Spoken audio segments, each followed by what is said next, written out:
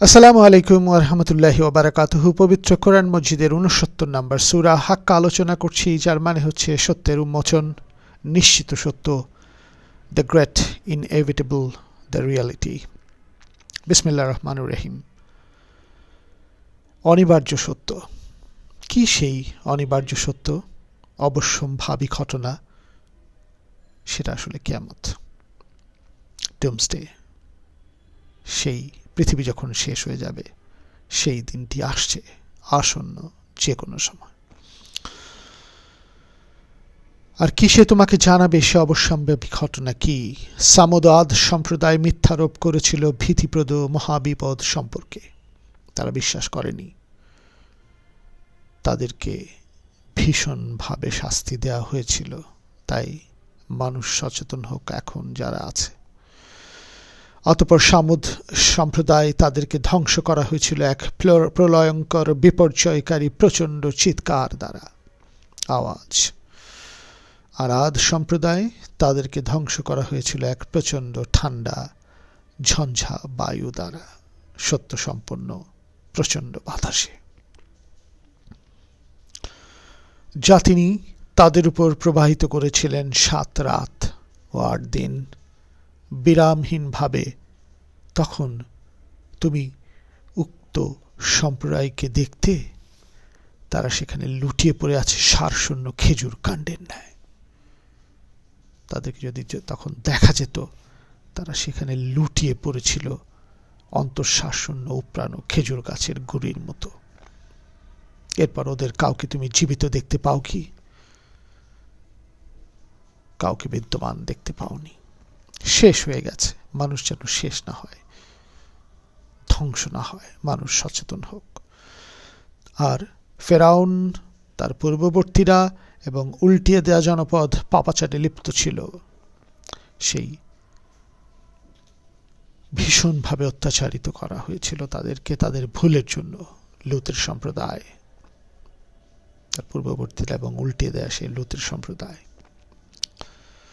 অতঃপর তারা তাদের রবের রসুলকে অমান্য করেছিল, ফলে তিনি তাদেরকে পাকড়াও করলেন, কঠোর পাকড়াও। সত্যবাণী, জীবন বিধান, সৃষ্টিকর্তা কেন্দ্রিক বিশ্ব ব্যবস্থার যে চমৎকার পবিত্র রূপ আসছে, সেটাকে অস্বীকার করলে মানুষ বিপদে পড়ে যেতে পারে এবং পড়বেই। কিছুটা অবকাশ পাচ্ছে কিছুদিনের জন্য, এটাতে যেন আত্মতুষ্টিতে, কমপ্লাসেন্সিতে তারা না ভোগে। পাপাচারে লিপ্ত ছিল ফেরাউন এবং তার পূর্ববর্তীরা এবং লূতের সম্প্রদায়। ওরা ওদের প্রতিপালকের রসুলদের অমান্য করেছিল, ফলে তিনি ওদের কঠোর শাস্তি দিলেন। আর নুহের সময় যখন প্লাবনের উচ্ছ্বসিত স্রোত সীমা ছাড়িয়ে গেল, তখন তোমাদের পূর্ববর্তী বিশ্বাসীদের আসলে নৌকায় তুলে নিলাম, বাঁচিয়ে দিয়েছিলেন। আমি এসব রেখেছি তোমাদের জন্য শিক্ষণীয় নিদর্শন স্বরূপ, যাতে শ্রুতিধররা স্মৃতিতে সংরক্ষণ করে।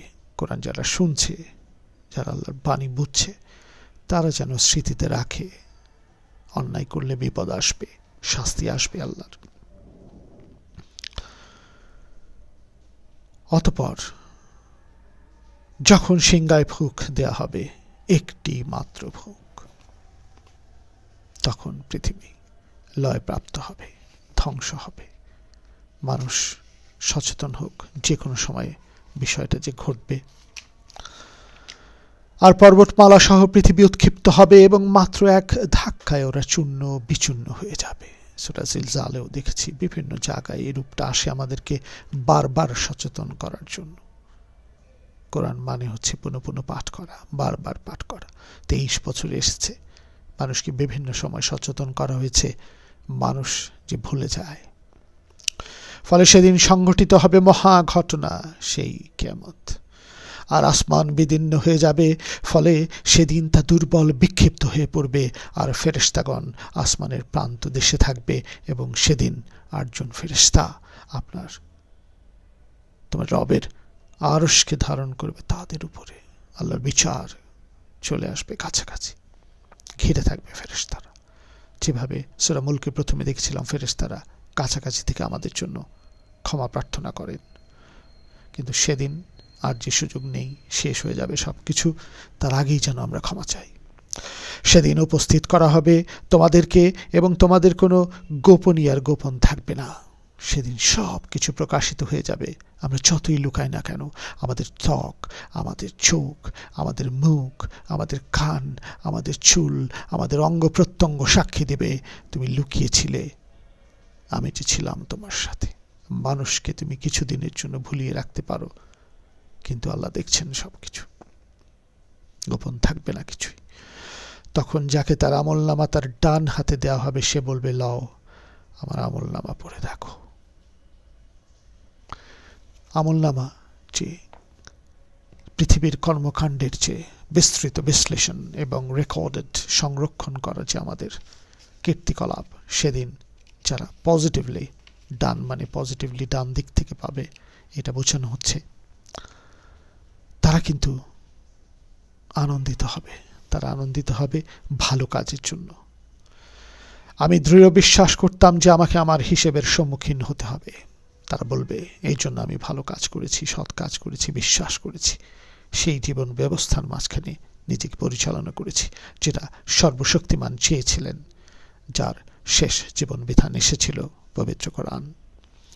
কাজেই সে যাপন করবে সন্তোষজনক জীবন সুউচ্চ জান্নাতে। তখন পুরস্কৃত হবে যার ফলরাশি অবনমিত থাকবে নাগালের মধ্যে, একেবারে কাছাকাছি তার কাছে। ফলরাশি একটা প্রতীক, খাদ্য, যে কোনো কিছু এখানে তার সুযোগ সুবিধা সহ সব পাবে। সেখানে সে কখনোই বিরক্ত হবে না। জান্নাত এমনভাবে সৃষ্টি করা হয়েছে সবাইকে আনন্দ দেওয়ার জন্য। সর্বতভাবে সেখানে অলস হবে না, কোনো অপবিত্র ব্যাপার ঘটবে না, কিছুই না। আমরা সূরা ওয়াকিয়া রহমানে এটা ডিটেল আলাপ করেছি।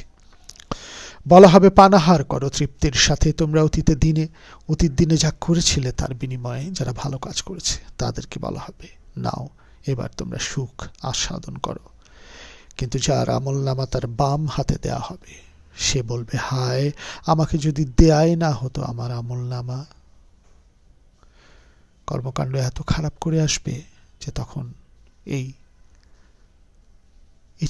তখন যে হতাশা ব্যক্ত করবে, তখন হতাশা ব্যক্ত করে কোনো লাভ হবে না। আর আমি যদি না জানতাম আমার হিসেব, বলবে সে, উপায় থাকবে না। হায় আমার মৃত্যুই যদি আমার শেষ হতো, এই পৃথিবীর মৃত্যুই যদি শেষ হতো, আবার যদি উঠানো না হতো। এই ভেবেই মানুষ ভুল করে। এই পৃথিবী ক্ষণিক সময় বোধহয় শেষ। এখানে যত অন্যায়, যত লোভ, যত খারাপ কাজ করে যাই না কেন, কেউ দেখছে না, সব সাক্ষী হবে অঙ্গ প্রত্যঙ্গর। আল্লাহ সব দেখছেন। তাই তখন আমি বলবো, হায় মৃত্যুই যদি শেষ মৃত্যু হতো পৃথিবীরটা, হবে না। তাই সচেতন হই। আমার ধন সম্পদ আমার কোনো কাজেই আসলো না, বলবে তারা। আমার ক্ষমতাও বিনষ্ট হয়েছে। কত ক্ষমতাবান ছিলাম, আজকে কিছুই নেই। উদ্ধত ছিলাম, অহংকারী ছিলাম, দম্ভ দেখিয়ে ঘুরিয়েছি, মানুষকে অপমানিত করেছি, সৃষ্টিকে ধ্বংস করেছি, লোভ করেছি, সমস্ত ব্যবস্থাকে নষ্ট করে দিয়েছি পৃথিবীর।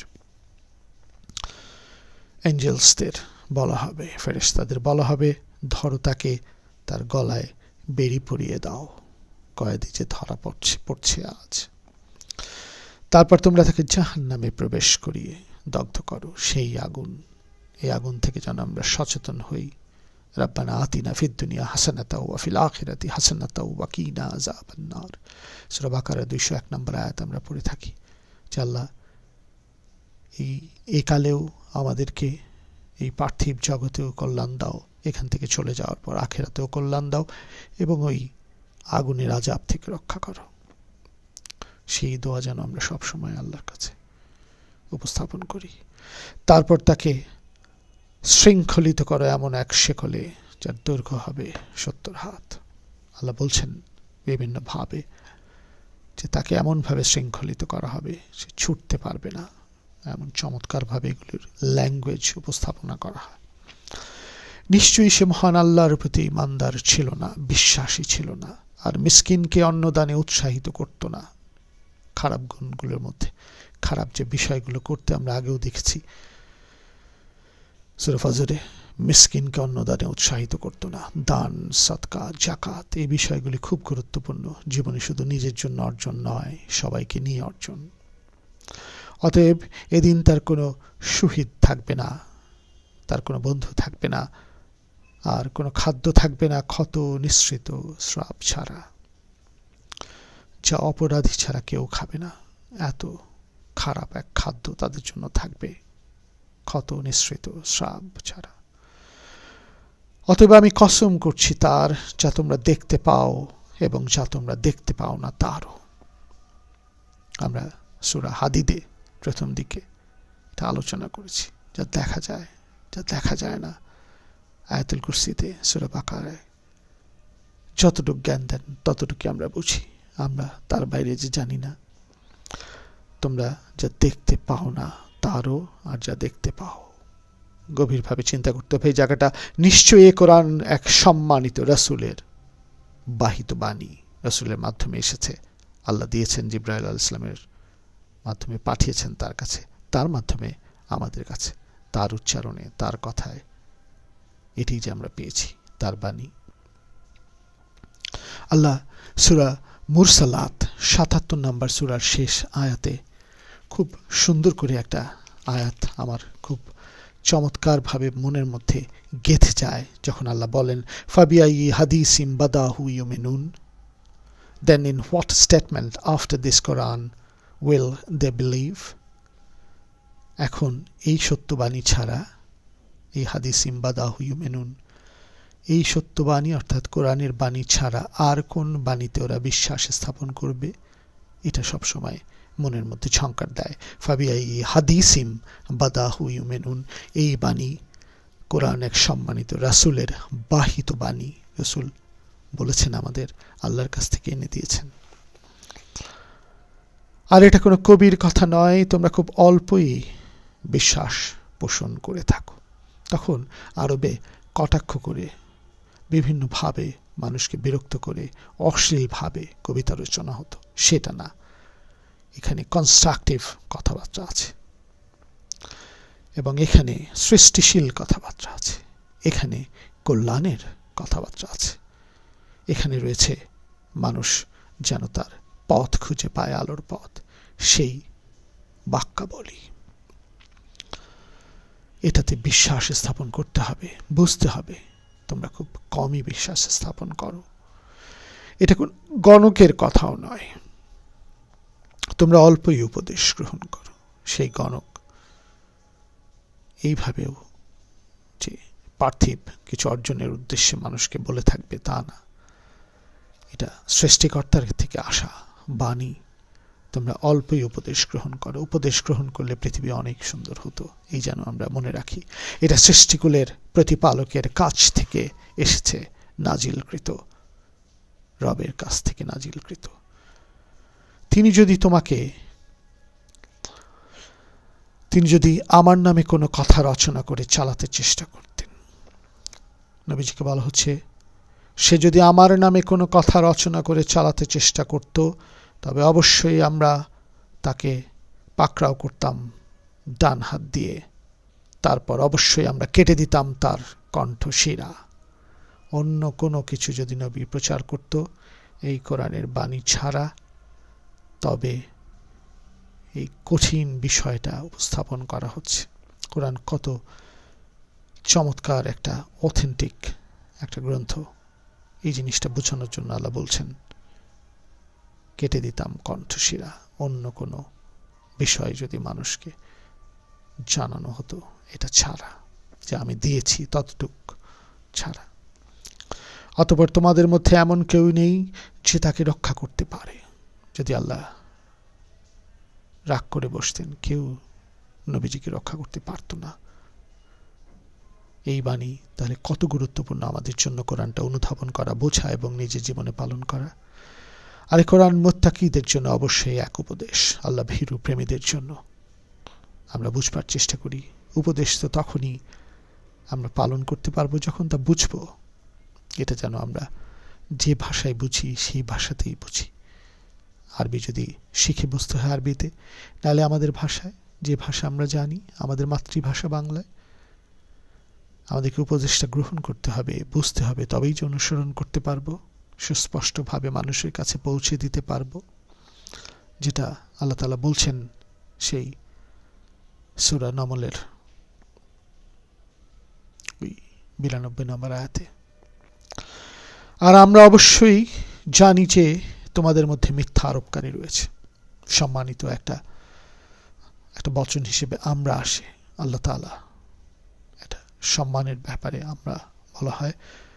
আমি অবশ্যই জানি যে তোমাদের মধ্যে মিথ্যা আরোপকারী রয়েছে। এখানের মধ্যে অনেক কিছু ঢোকানোর চেষ্টা করবে, ভুল ভ্রান্তি তোমাদেরকে উপস্থাপনা করার চেষ্টা করা হবে, কিন্তু তোমরা কোরআনের উপর স্টিক করো, এইটা ধরে রেখো, এর আয়াতগুলি বুঝে জীবন পরিচালনা করো।